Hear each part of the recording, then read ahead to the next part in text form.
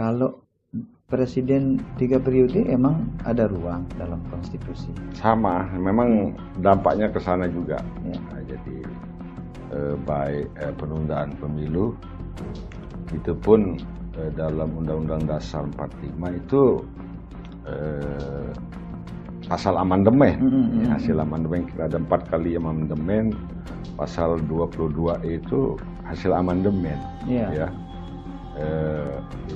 Begitu juga terkait dengan pembatasan. Itu pasal 7 ya Undang-Undang Dasar 45. Kalau sebelumnya kan sebelum di amandemen kan hanya satu pasal, jadi presiden 5 tahun. Assalamualaikum warahmatullahi wabarakatuh. Para penikmat jalan tengah di mana saja berada, kembali jumpa dengan kita di program podcast, di mana materi podcast kita kali ini terkait dengan politik nih ya. Karena ada beberapa berita kita dengar, ada terkait dengan presiden 3 periode, penundaan pemilu dan segala macam. Oleh karena itu pada kesempatan ini kita menghadirkan mantan Ketua KPU Provinsi NTB sekaligus Sekjen PWNU NTB, termasuk juga Ketua Presidium. Presiden, apa namanya? Jadi itu apa kepanjangan? Indonesia. Kita sapa beliau. Assalamualaikum warahmatullahi wabarakatuh. Waalaikumsalam warahmatullahi wabarakatuh. Gimana, sehat, Pelunggu? Alhamdulillahirabbil alamin. Kenapa tiang undang Pelunggu tidak semata-mata karena mantan ketua KPU, tidak. Tapi saya sempat baca di beberapa pemberitaan itu Pelunggu tidak setuju penundaan pemilu atau tidak setuju presiden 3 periode seperti itu. Yang mana yang benar ini? Jadi sebenarnya Guru, konteks saya berbicara di media itu pada penundaan pemilu. Karena di dalam konstitusi ya jelas tidak ada ruang ya. Nah, itu sebenarnya. Cuma kemudian yang framingnya jadi lebih politis itu. Memang ada kaitannya, tapi ketika 3 periode itu di blow up, jadi framingnya tentu politis. Yang tidak masuk ke soal-soal itu. Jadi lebih kepada nilai filosofis dalam konstitusi. Kalau kita berbicara konstitusi, tadi Pelunggu bilang kalau terkait dengan penundaan itu tidak ada ruang dalam konstitusi. Kalau presiden 3 periode emang ada ruang dalam konstitusi. Sama, memang dampaknya ke sana juga. Ya. Nah, jadi baik penundaan pemilu itu pun dalam Undang-Undang Dasar 45 itu pasal amandemen. Hasil amandemen kita ada 4 kali amandemen. Pasal 22 itu hasil amandemen. Ya. Begitu juga terkait dengan pembatasan. Itu pasal 7 ya Undang-Undang Dasar 45. Kalau sebelumnya kan sebelum di amandemen kan hanya satu pasal, jadi presiden 5 tahun boleh dipilih kembali. Nah, berapa kali dipilih itu tidak ditentukan sebelumnya. Tapi kemudian di amandemen dipilih untuk 1 kali saja. Nah, jadi sehingga tegas di dalam konstitusi itu 2 periode, jadi paling lama. Sebenarnya 1 periode, cuma boleh lagi dipilih kembali ya, untuk satu kali masa jabatan. Iya, itu tegas di dalam Undang-Undang Dasar 45. Dan itu juga hasil amandemen yang tentu saja ini sudah tidak memberi karena kan semangat semangat kita buka mulai ini ya, sudah mulai kita buka historis ya.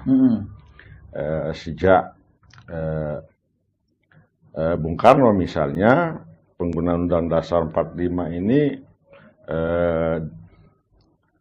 pernah keluar TAP MPR tahun 63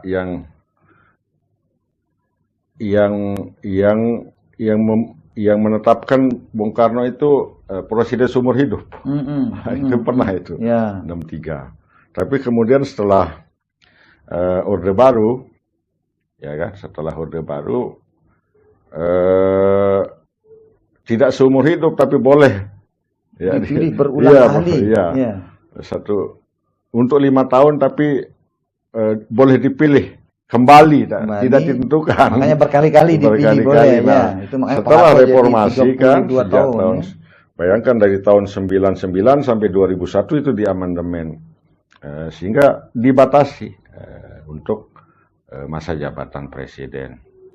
Begitu, dan ini tentu ini yang pertama. Yang kedua, penyelenggaraan negara, presiden, DPR, DPD, DPRD itu dipilih harus melalui pemilu. Itu juga di dalam Undang-Undang Dasar 45 itu dalam satu tarikan nafas disebut.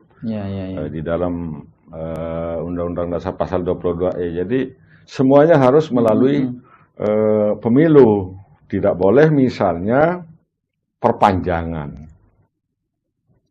Nah, itu. Jadi dia penyelenggaraan negara seperti tadi itu harus dipilih melalui pemilu, dan disebutkan juga pemilu itu setiap 5 tahun. Tidak ada komanya di sana. Tidak ada komanya. Iya. Kalau dari kacamata Pelunggu ini sehingga muncul wacana tentang penundaan pemilu, kemudian presiden 3 periode ini, apa kira-kira ini penyebabnya? Apakah ini karena pengalian isu, karena mohon maaf ada yang pingin cari muka, gitu, atau sedang menikmati sesuatu yang luar biasa sih. Kalau harus diperpanjang dikit nih biar puas gitu. Dalam kacamata warga negara saya melihat ini netral ya. Sebagai wacana tentu sedang melempar bola, ya, sedang membuka ruang opini dalam rangka mencari celah, baik di dalam Undang-Undang Dasar 45 maupun undang-undang, di mana celah itu sudah coba diuri oleh para ahlinya, termasuk Pak Prof. Yusril Iza Mahendra. Kita buka misalnya celah di dalam Undang-Undang Dasar, tidak ada disebutkan, ya kan. Bahkan penggantian presiden wakil presiden, ya kan, pasal 8 itu syaratnya berat sekali. Kalau presidennya mangkat, berhenti, diberhentikan dan tidak dapat melaksanakan tugas, diganti wakil presiden. Kalau dua-duanya mangkat, berhenti, diberhentikan, baru oleh 3 pihak. Tapi itu ada syarat yang sangat berat. Itu yang contoh. Begitu juga terkait dengan pemilu itu tetap dilaksanakan dalam 5 tahun. Nah, di dalam undang-undang penerjemahannya tidak penundaan pemilu, tetapi ada istilah Undang-Undang 7 2017 tentang pemilu, itu istilahnya pemilu lanjutan dan pemilu susulan. Itu pun dua istilah pemilu lanjutan itu kalau ada sebagian tahapan terganggu, itu bisa dilanjutkan sesuai dengan tahapan yang belum dilaksanakan, ini tinggal dilanjutkan. Kemudian pemilu susulan itu di seluruh atau sebagian daerah yang seluruh tahapannya terganggu. Nah, itu pun ada kerusuhan, bencana dan sebagainya itu. Tetapi konteksnya di sini pemilunya tetap berjalan, tetap berjalan. Contoh, kita sering kok mengalami tentang pemilu lanjutan dengan pemilu sedang, tapi skopnya TPS, skopnya desa, dan itu yang bisa diselesaikan oleh tingkat PPS dan PPK, kan skopnya. Tapi pemilunya berjalan.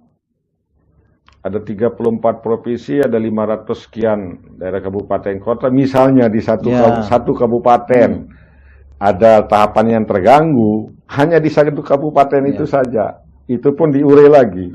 Diure lagi di kecamatan mana. Jangan-jangan bukan seluruh kabupaten. Di kecamatan mana, di desa mana, bahkan di TPS mana. Jadi dia tetap berjalan pemilunya. Itu satu. Kemudian celah yang mungkin juga ingin dicari adalah satu alasan yang masif ya. Seperti tadi bencana, kerusuhan.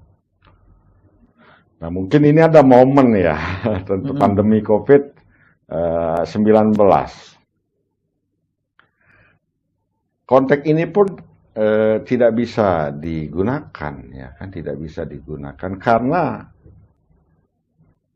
kemarin Pilkada 2020 di tengah pandemi. Malah sedang parah itu. Malah sedang memuncak. Dibuat ketentuan dengan prokes. Bisa berjalan sebagai normal, bisa berjalan baik, sukses, ya kan? Termasuk di daerah kita. Dan pengalaman saya juga, pengalaman empirik terkait dengan bencana-bencana.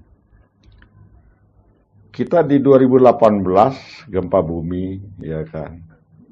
Bayangkan saat gempa bumi di NTB, di Lombok Utara, Lombok Timur dan seterusnya di beberapa, bahkan juga sampai Mataram itu sedang pilkada, pemilihan gubernur, beberapa pemilihan bupati wali kota. Tetap bisa berjalan. Bahkan sudah masuk tahapan pemilu 2019. Sama sekali tidak terganggu. Bahkan hak pilih, partisipasi pemilih juga. Meskipun mereka di tenda, di pengungsian, itu masih bisa dilaksanakan pemilunya. Baik pilkada 2018, pemilu 2019, sampai terakhir di tengah pandemi, pilkada 2020. Jadi banyak contoh-contoh empirik kalau menggunakan alasan. Dan itu juga tidak cukup alasan di konteks konstitusi seperti itu. Jadi intinya saya melihat wacana ini sedang mencari celah untuk memungkinkan bisa menunda, apalagi memungkinkan untuk lebih dari 2 periode. Tapi kan kita saat ini bisa dikatakan sedang banyak pikiran negara ini nih. Kemudian rakyat sedang kalut oleh pandemi. Isu politik tentang perpindahan ibu kota, banyak hal yang bikin negara ini sedang gaduh.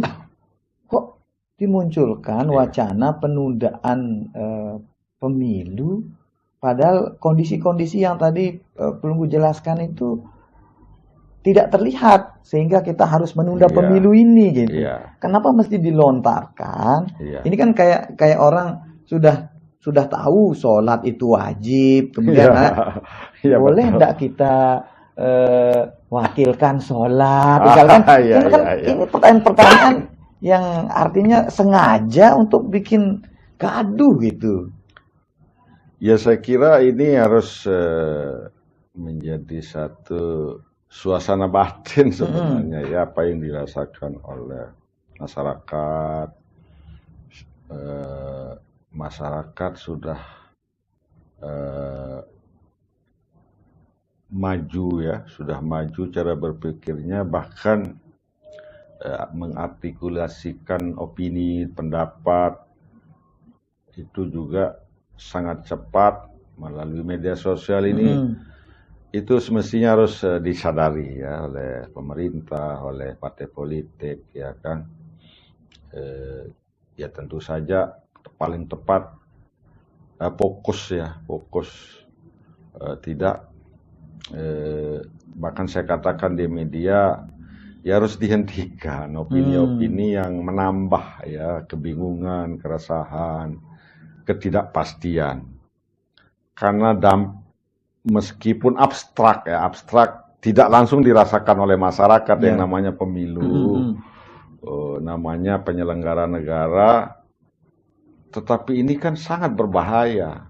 Kita dalam sejarah tadi saya sudah sampaikan, justru dengan amandemen Undang-Undang Dasar 45 ini ada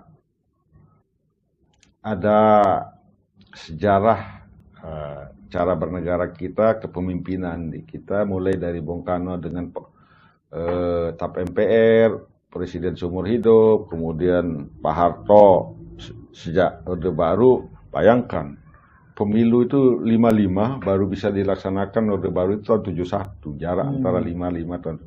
Padahal pemilu ini sebagai satu-satunya yang sudah disepakati untuk menjadi cara melakukan sirkulasi kepemimpinan ya, mulai presiden, DPR dan seterusnya. Itu satu-satunya. Bahkan di semua negara yang mengaku demokratis itu wajib ya, karena belum bedalah dengan pemilihan dengan kerajaan dengan ini beda lagi.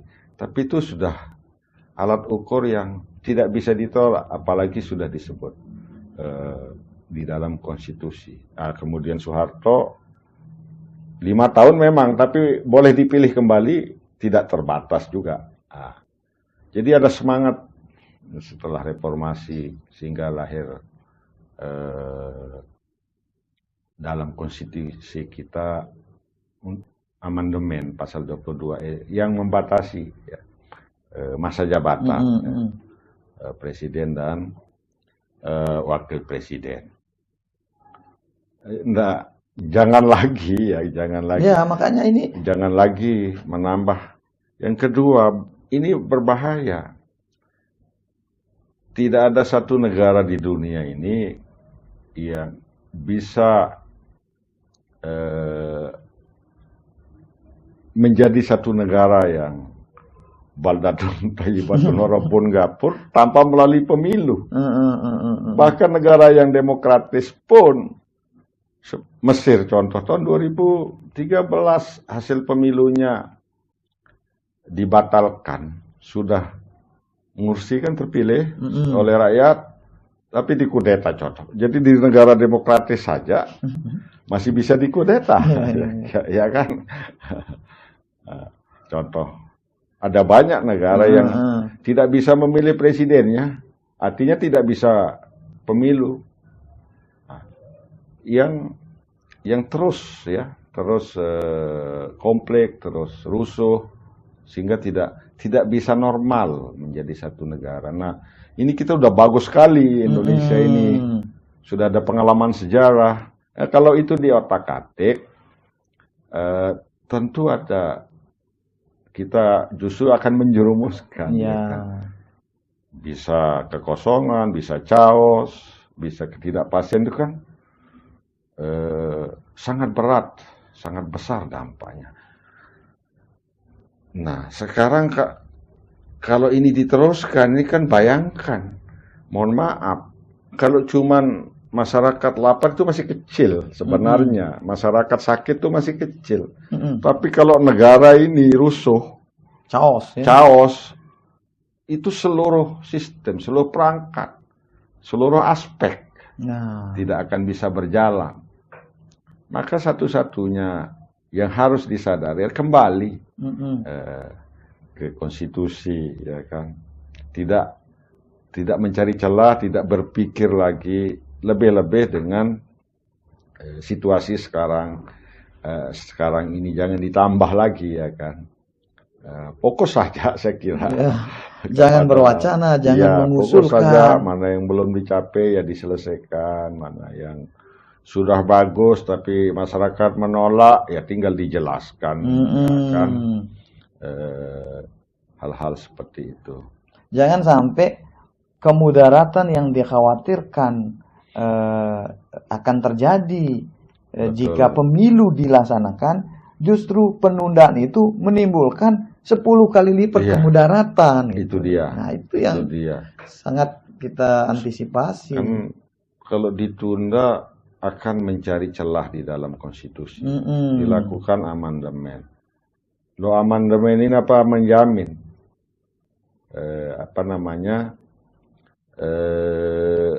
Kepentingan orang hanya soal itu, ya kan? Apakah setelah di amandemen selesai masalahnya? Ya kan, karena saya kira harmoni sosial politik itu sejak berpikir amandemen saja sudah terganggu. Bisa orang akan mencari celah buat inkonstitusional, cacat hukum, dan seterusnya. Ini kan berbahaya. Karena tidak boleh, ya kan, dengan pengaturan konstitusi tidak boleh kosong sedetik pun. Ya kan? Seorang presiden dan wakil presiden. Sehingga pemilulah menjadi jalan keluar supaya tidak terjadi kekosongan. Tidak ada, selain pemilu tidak ada.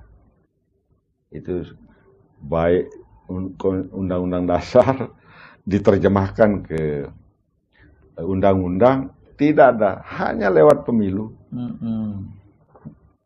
Dan 5 tahun masa jabatannya, tidak ada istilah juga perpanjangan dari presiden, DPR, DPD, gubernur, bupati, itu nggak ada istilah perpanjangan. Kalau habis biasanya ada penjabat. Nah, kebayang nggak? Misalnya habis,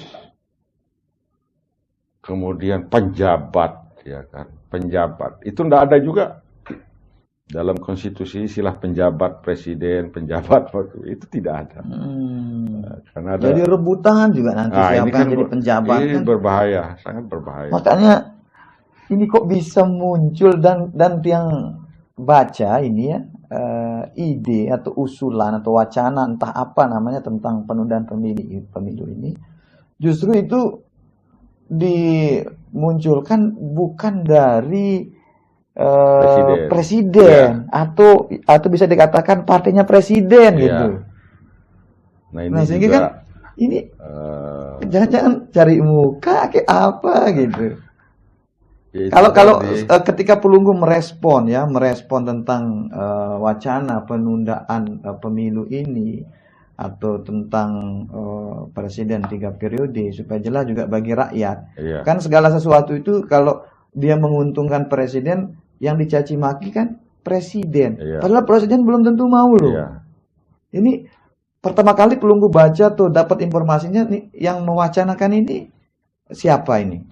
Yang saya ikuti, malah terakhir saya lihat Pak Yusril bertemu dengan Pak Jokowi kan.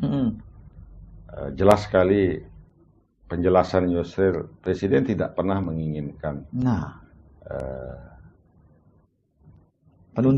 penundaan 3 periode, bahkan berkali-kali menyampaikan, dan presiden meminta semuanya harus taat kepada konstitusi. Itu Yusril yang menyampaikan.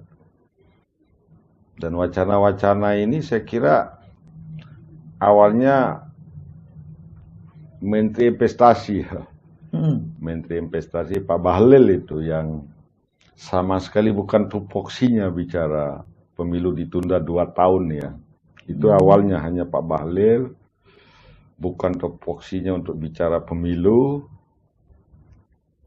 Ya kan, kalau Mendagri masih mungkin, kalau Menteri Hukum Undang-Undang masih mungkin, kalau DPR, apalagi DPR adalah MPR, ya kan, yang bisa mengamannya sangat mungkin. Kalau KPU ini sangat ini karena tupoksinya misalnya.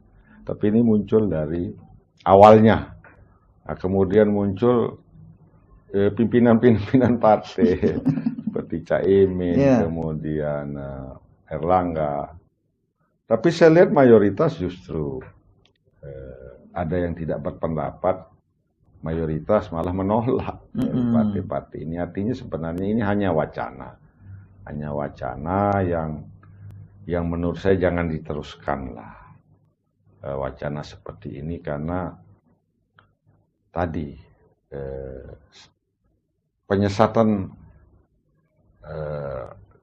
opini di tengah-tengah masyarakat, opini yang disuguhkan justru menambah keresahan, kebingungan masyarakat, dan bahayanya menambah ketidakpastian dalam konteks penyelenggaraan negara, ya kan, dalam konstitusi, dalam konteks tata negara itu bisa menimbulkan kepastian.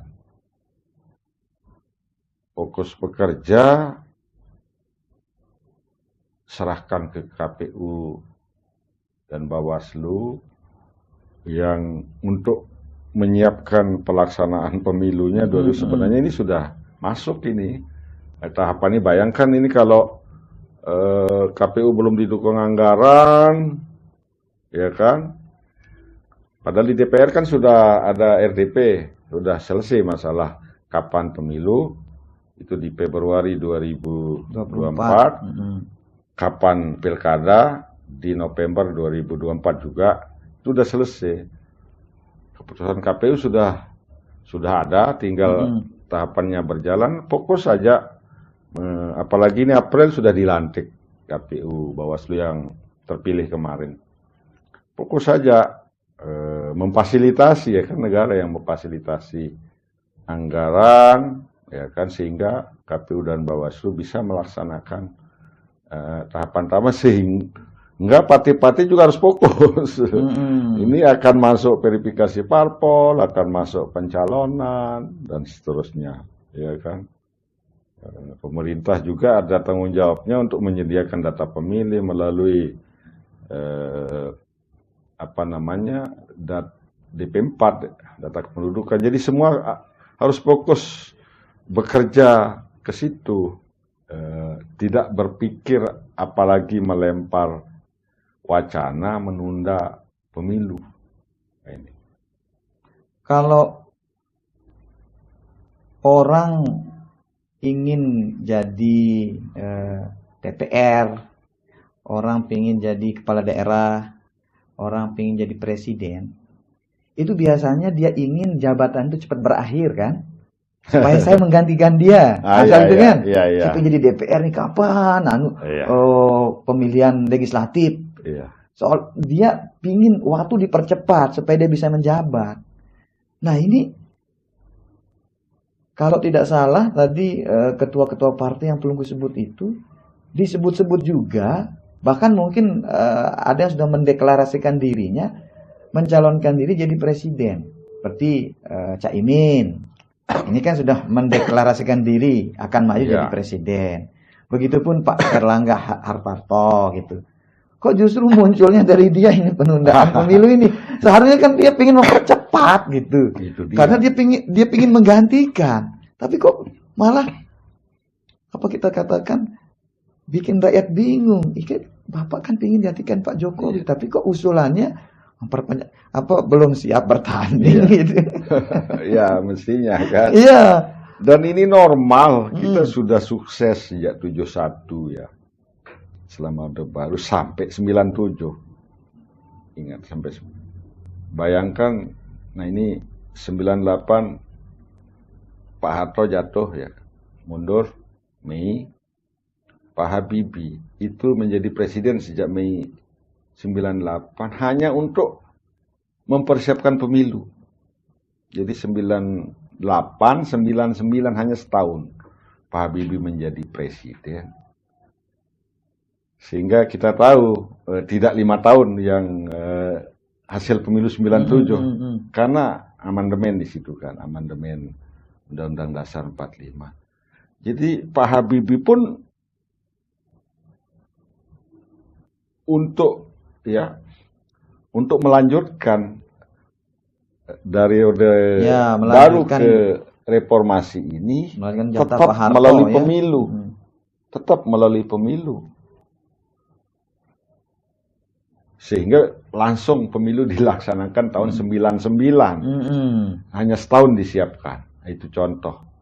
Jadi dalam kondisi transisi saja, itu yang dipikirkan oleh Presiden Habibie dalam setahun itu hanya bagaimana transisi ini bisa cantik, bisa konstitusional, bisa aman, sehingga hanya satu-satunya melalui pemilu. Itu contoh. Betapa pentingnya pemilu ini, ya. Pemilu itu. Dan semuanya dipilih melalui pemilu. Dan mudah-mudahan wacana-wacana ini tidak membuat penyelenggara pemilu ini jadi berhenti bekerja, Pak, ya. Kalau ini Pelunggu selaku mantan ketua KPU ini, kalau terjadi isu kayak gini nih, selaku ketua KPU di provinsi gitu, apa yang akan Pelunggu lakukan? Kalau kita kan bekerja itu tidak berdasarkan opini, tidak berdasarkan isu, tapi berdasarkan konstitusi, berdasarkan undang-undang. Dan tentu hal-hal seperti ini tidak menjadi... tidak berpengaruh lah, ya. Jadi tetap ini tidak menjadi alasan. Penyelenggara sekarang tetap dia bekerja, fokus, ya. Saya kira tetap fokus melaksanakan undang-undang, ya. Dan saya yakin justru yang saya khawatirkan bukan penyelenggaranya, pemerintahnya. Karena kan dukungan pemilu itu kan melalui APBN, melalui anggaran pemerintah ini, ya kan? Representasi daripada partai politik, representasi dari partai politik kan di DPR. Yang akan membahas tentang anggaran pemilu kan DPR. Menarik. Ini yang saya khawatir. Jadi dalam pengalaman saya tidak khawatir terhadap penyelenggara pemilu karena dia akan tetap melaksanakan. Yang dia khawatirkan justru nanti biaya pemilunya yang... Iya, kalau ini dibiarkan justru kekhawatiran saya mereka lalai ini, bukan sengaja, lalai mengalokasikan anggaran pemilu, padahal itu wajib, ya kan? Iya. Nggak mungkin pemilu bisa dilaksanakan tanpa dukungan, karena sejumlah tahapan-tahapan itu kan tidak mungkin tidak menggunakan anggaran. Benar. Karena ada juga alasan kenapa mengusulkan penundaan pemilu, masalah biaya katanya, kan. Saya kira tidak juga, ya kan. Karena tidak pernah, sudah saya sampaikan tadi, dalam kondisi negara 55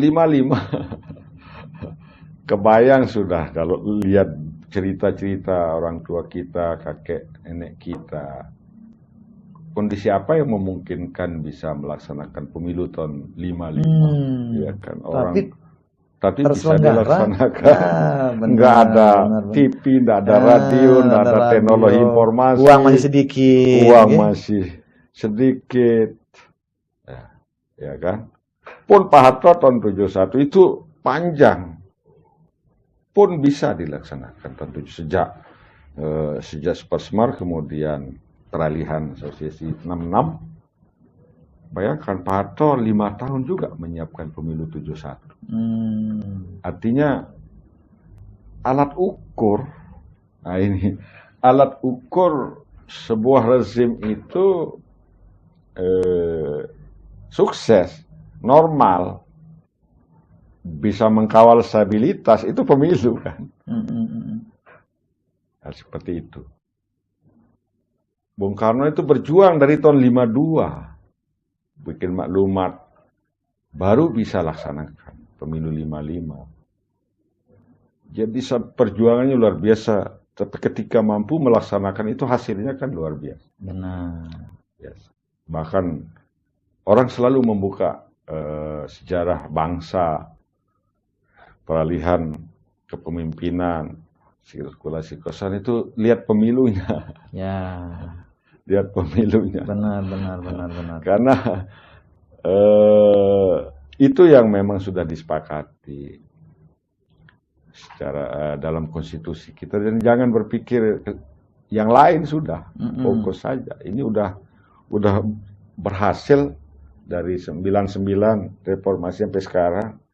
Jangan diganggu lagi dengan hal-hal yang tidak masuk akal, apalagi mencari alasan. Kalau terkait dengan presiden 3 periode, Nah, itu tadi. nah, Kan ini ada sejarah panjang. Tadi dari TAP MPR. Ini kan sama, ini Undang-Undang Dasar 45-nya kan sama dari Soekarno sampai sekarang. Ya kan sama. Cuman beda cara memperlakukan. Dan orang kan belajar dari sebelumnya sehingga melakukan amandemen. Bung Karno dari 45 kemudian baru 10 tahun kemudian bisa laksanakan pemilu. Kemudian dari 45 kemudian 55, kemudian 63 berpikir ingin selama-lamanya jadi presiden. Keluarlah TAP MPRS, presiden seumur hidup. Kemudian Soeharto dari tahun 71 sampai 97, tiap 5 tahun. Tetapi kan kita nggak puas, padahal sudah setiap 5 pun berpikir bisa terus-menerus, karena di dalam konstitusinya boleh dipilih kembali dengan undang dasar yang sama, pasal 7. Sehingga pun Habibie dalam setahun itu yang dipikirkan cuma pemilu. Ya. Sehingga bisa terselesai 99 setelah diamandemen. Kita jangan ngulang. Nah, kan pesan moralnya kan jangan ulang sebelumnya. Mau baik presiden seumur hidup, baik presiden yang boleh dipilih berulang-ulang kali. Kita sepakati, kita tuangkan di dalam amandemen Undang Dasar pembatasan. Ya. Kalau ini kita lakukan berarti kita mundur, kan? Mundur jadinya kita. Sangat mundur. Ini sudah prestasi kita bisa sampai di sini. Iya. Kok pingin mundur lagi seperti masa lalu gitu kan. Seperti itu. Terima kasih atas keluangan waktunya ini, Pak Aksar, ya. Insyaallah apa yang kita bicarakan ini akan sangat bermanfaat bagi masyarakat. Karena seperti yang Tiang katakan tadi itu, segala sesuatu pokoknya kalau dia menguntungkan presiden, walaupun presiden tidak menginginkan, bahkan presiden mungkin tidak setuju, itu dia yang disalahkan. Ya, nah ini juga perlu dijaga sama penyelenggara negara yang lain ini gitu. Jangan melontarkan sesuatu yang justru nanti orang tambah membenci presiden ini. Betul. Kita semua tahu lah, mau sehebat apapun orang, kalau sudah habis jatahnya ya kita relakan dia berakhir, kan? Ya, walaupun ada orang yang mengatakan Pak Jokowi ini berhasil, nah, jangan. Kan kita istilahnya kalau orang makan itu kan, nikmatnya makan itu ketika kita berhenti sebelum kenyang. Betul. Jadi nikmat jadinya. Berkah, jangan berarti setelah kenyang itu lelah kita kan. Sunnahnya di situ kan. Begitu pun Pak SBY. Bisa saja Pak SBY jadi 3 periode kan. Tapi tidak sama, dia lakukan. Bung Karno pernah berpikir, pernah begitu, Soeharto pernah begitu loh. Jangan diulang. Jangan diulang. Alhamdulillah. Demikian para penikmat Jalan Tengah, dialog kita pada podcast kali ini. Subhanakallahumma wa bihamdik asyhadu an la ilaha illa anta astaghfiruka wa atubu ilaik. Hadanallahu wa iyyakum ila sabilil falah wal muwafiq liqawmit thoriq.